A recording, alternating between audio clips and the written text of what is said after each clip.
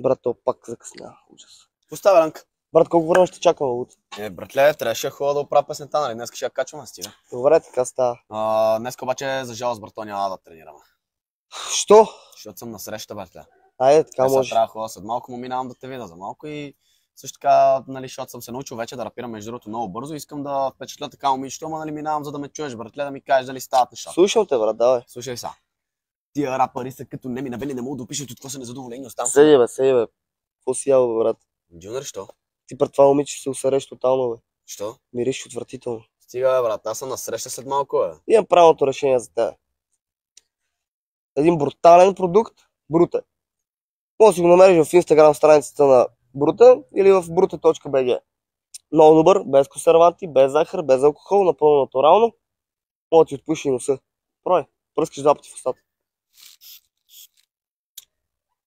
Абе, това е много яко, бе. Как е? И носа ми отпушва. Знам. Бата, няма начин. Знаеш какво ще кажа, братле? Какво? Отивам аз на среща, няма да ходя в Инстаграм направо от тебе го взимам, братле. Добре, айде. Чуваме се, Данка. Чао, късмет, брат. Ай.